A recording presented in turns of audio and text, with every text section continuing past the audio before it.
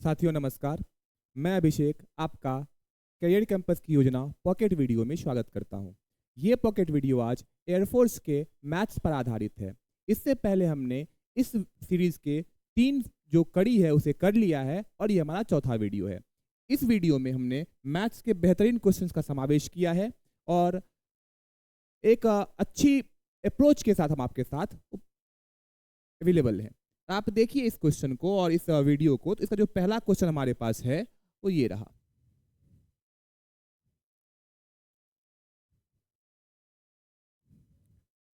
एक तैराक झील में 2 किलोमीटर 15 मिनट में तैर सकता है।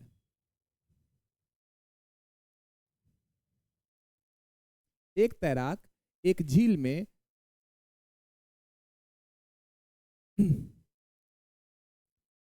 2 किलोमीटर 15 मिनट में तैर सकता है और एक नदी में वह धारा के साथ 4 किलोमीटर की दूरी 20 मिनट में तय कर सकता है।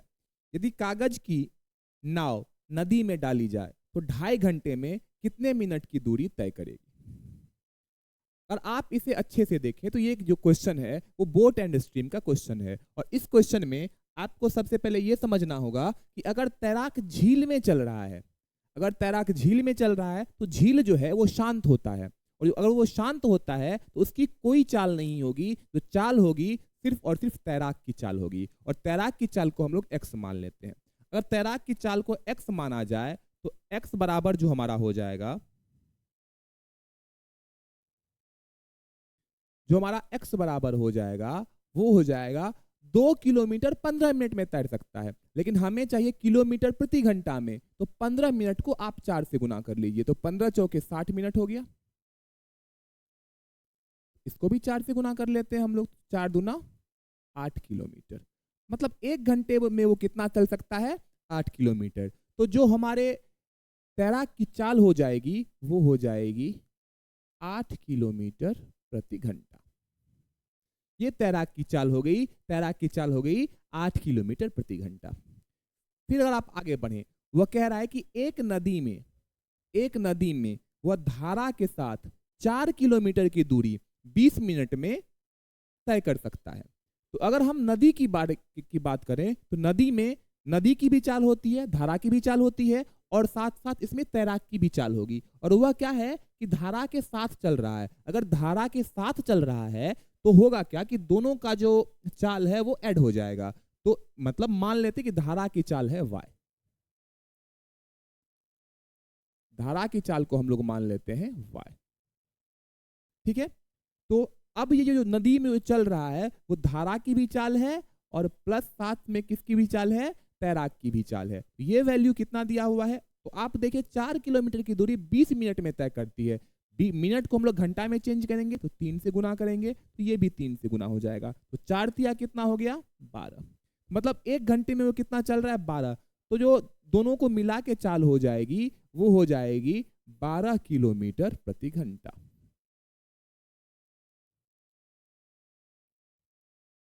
मैं यहाँ पे इसको भी लिख दे रहा हूं। जो तैराक की चाल है वो x किलोमीटर प्रति घंटा और धारा की चाल जो है y किलोमीटर प्रति घंटा। तो अब अगर यहां से देखिए हम y का वैल्यू निकालें, x है, x 8 है, x प्लस y 12 है, तो y का वैल्यू कितना हो गया हमारा, 4। ये नदी की धारा की चाल। तो जो नदी की धारा की चाल है वो 4 किलोमीटर प्रति घंटे हमारे पास आ गई। अब आपसे पूछा क्या गया है, पूछा ये गया है कि यदि कागज की नाव नदी में डाली जाए, अगर कागज की नाव को नदी में डालते हैं तो कागज की नाव की अपनी कोई चाल नहीं होती है। अगर वो चलेगी तो धारा के साथ चलेगी। तो आपको धारा की चाल कितनी है, 4 किलोमीटर प्रति घंटा। और आपसे पूछा गया है कि वो 2.5 घंटे में कितनी दूरी तय करेगी। तो दूरी बराबर क्या होता है, तो जो दूरी बराबर होता है वो होता है चाल गुना समय। किसकी चाल, कागज की नाव नदी में चल रही है तो सिर्फ नदी की चाल। तो नदी में धारा की चाल कितनी है, 4 किलोमीटर प्रति घंटा गुना ये कितना, 2 दूना 4, 1 5/2। तो 2 दूना 4 कट गया, 5 दूना 10 किलोमीटर। तो चलेगी वो कितनी चलेगी? 10 किलोमीटर चलेगी, जो कि हमारे ऑप्शन नंबर डी में है और यही हमारे क्वेश्चन का सही उत्तर है। तो ये इस क्वेश्चन में आपको कंसेप्ट भी जानना था और कैसे बनाए वो भी जानना था। इसका बेहतरीन कंसेप्ट था। आप देख सकते हैं, आप वीडियो को पॉज करके बना भी सकते हैं कि कितने देर में आप इस क्वेश्चन को बना सकते हैं। बढ़ते हैं हम लोग अगले क्वेश्चन की ओर। जो हमारा अगला क्वेश्चन है इस वीडियो का, वो हमारे पास ये रहा।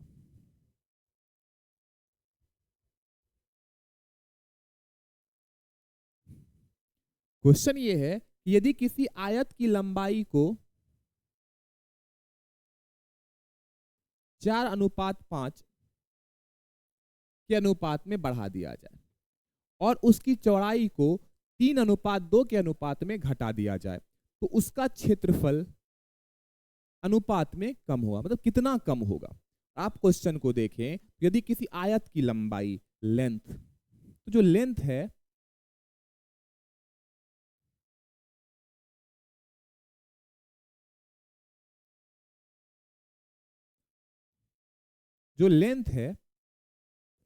लेंथ को किस अनुपात में घटाया जाता है? बढ़ाया जाता है 4:5 में। मतलब पहले कितना था लेंथ? 4, और बाद में कितना हो गया? 5। इस अनुपात में बढ़ाया जाता है। और जो चौड़ाई है, चौड़ाई को किस अनुपात में घटाया जाता है? 3:2 के अनुपात में।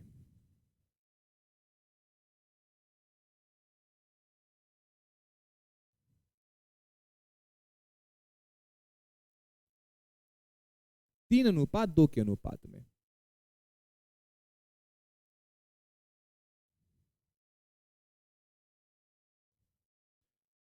तो अगर आप एरिया का बात करें, तो जो एरिया है हमारा वो 4 एरिया क्या होता है? लंबाई गुना चौड़ाई। तो पहले लंबाई 4 12 रेशियो, बाद की लंबाई 5 दूना, बाद का जो एरिया हो जाएगा 5 दूना 10। तो ये रेशियो में ये कट भी जाएगा, 6 दूना 12 और 5 दूना 10। तो जो रेशियो हो जाएगा हमारा वो हो जाएगा 6:5 के अनुपात में कम होगा, जो कि ऑप्शन नंबर डी में है और यही हमारा सही उत्तर है। लेंथ 4:5 में बढ़ता है और जो हमारा चौड़ाई है वो 3:2 में कम होता है। तो एरिया 4 पहले, 5 दूना 10 बाद में। तो कट के कितना हो गया? 6:5 और यही हमारा सही उत्तर है। बढ़ते हैं अगले क्वेश्चन की ओर, जो हमारे सेट का अगला क्वेश्चन है। हमारे पास अगला क्वेश्चन है ये कि आपको इस क्वेश्चन को सिंप्लीफाई करना है। एक बॉड मास का क्वेश्चन है और इसका हमने क्वेश्चन पहले कर रखा है, तो ये आपके लिए एक होमवर्क रहेगा कि आप इसे सॉल्व करके आए होमवर्क के तौर पे।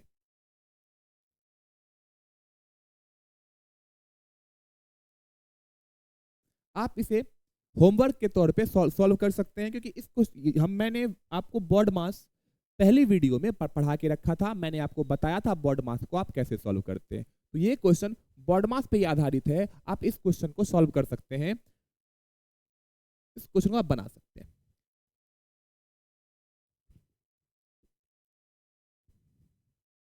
और आप कमेंट बॉक्स में कमेंट करेंगे इस क्वेश्चन का आंसर।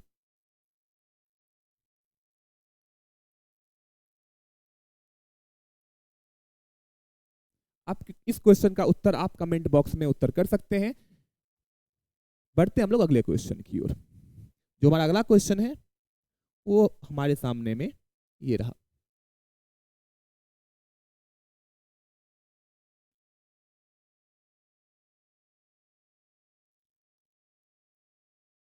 मध्यम रूप से विषम वितरण में निम्नलिखित में से कौन सा समीकरण माध्य माध्यिका और बहुलक के बीच संबंध को दर्शाता है? माध्य माध्यिका और बहुलक के बीच संबंध। तो जो माध्य माध्यिका और बहुलक के बीच संबंध होता है वो ये होता है कि बहुलक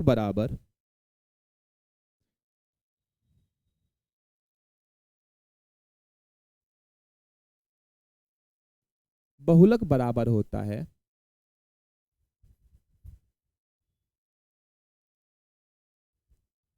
तीन माध्यिका माइनस 2 माध्य।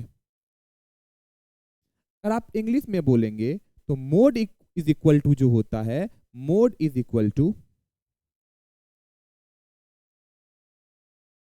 3 मीडियन माइनस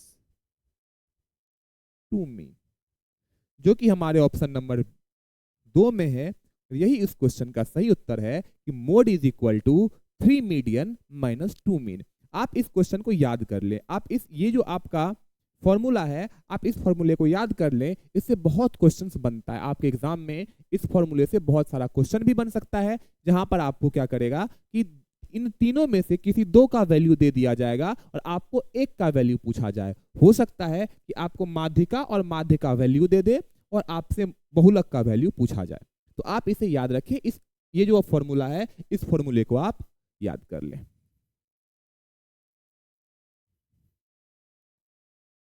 बढ़ते हैं हम लोग अगले क्वेश्चन की ओर, जो कि इस वीडियो का हमारा अंतिम क्वेश्चन होगा। वह राशि ज्ञात कीजिए जो 3 वर्षों के लिए 10% प्रति वर्ष की दर से निवेश करने पर चक्रवृद्धि ब्याज और साधारण ब्याज के बीच का 31 रुपए का अंतर देगी। तो सबसे पहली बात, इस क्वेश्चन को सॉल्व करने के बहुत सारे तरीके हो सकते हैं, लेकिन जैसा कि मैंने आपसे वादा किया था कि मैं आपको बेहतरीन कंसेप्ट बताऊंगा। अगर आप देखें 10% और 3 साल, आपको दिया क्या है? आपको दिया यह है कि साधारण ब्याज और चक्रवृद्धि ब्याज के बीच का अंतर। तो जो साधारण ब्याज होता है 10% 3 साल तक लगातार, साधारण ब्याज 10%, 10% और 10%। तो 3 साल में वो जो आपको साधारण ब्याज देगा 10, 10, 20, 10, 30, 10 या 30%। तो जो हमारा एसआई हो जाएगा, सिंपल इंटरेस्ट हो जाएगा हमारा,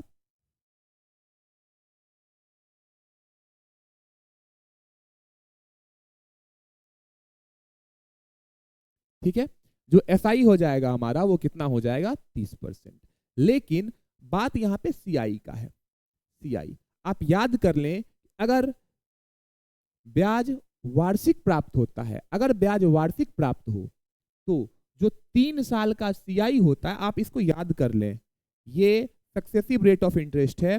सक्सेसिव जो होता है 3 साल का 10% का, वो होता है 33.1%। आपको कुछ चीजें याद होनी चाहिए, सक्सेसिव आपको याद होना चाहिए। आपको ये ऐसा चीज है कि जो क्वेश्चंस को चंद सेकंड्स में सॉल्व कर लेगा। इसे गोल्डन रूल भी कहा जाता है। यदि आपको ये याद हो तो ये बहुत आसानी से आपके क्वेश्चंस को सॉल्व कर देगा। तो इस क्वेश्चन में अगर आप देखें तो एसआई कितना परसेंट हो गया? 30%, और सीआई 10% का 3 साल तक लगातार सीआई, जिसे आप सक्सेसिव कहते हैं, वो 33.1% हो जाएगा। तो सीआई माइनस एसआई बराबर 33.1% में से 30% घटाइएगा तो 3.1% होता है। यही तो अंतर है। अंतर का मतलब क्या? दोनों का अंतर। तो सीआई माइनस एसआई कितना? 3.1%। क्वेश्चन में कितना दिया हुआ है आपको? 31 रुपया। कितना गुना हुआ ये? तो ये हमारा हो गया 100 गुना, ये हमारा हो गया 10 गुना। ठीक है, 3.1 का 10 गुना 31 होता है, 10 गुना हो गया। आपसे पूछा क्या गया है? वो राशि, मतलब मूलधन। मूलधन मूलधन हमेशा 100% होता है। मूलधन जो होता है वो हमेशा कितना परसेंट होता है? 100%। और ये भी हो जाएगा 10 गुना, तो 100 गुना 10 1000, तो वो जो राशि हो जाएगी हमारी हो जाएगी 1000, जो कि ऑप्शन नंबर डी है, और यही इस क्वेश्चन का सही उत्तर है। तो आप इसे सक्सेसिव से आसानी से कर सकते हैं। ये बेस्ट अप्रोच है, इस क्वेश्चन को करने का ये बेस्ट अप्रोच है। इसके लिए आपको जो एक चीज याद होनी चाहिए वो ये याद होनी चाहिए कि सक्सेसिव बहुत सारा होता है, आपको सक्सेसिव याद करना पड़ेगा। आप याद करिएगा, ये क्वेश्चन आपका बहुत आसानी से और बहुत जल्दी बन जाएगा।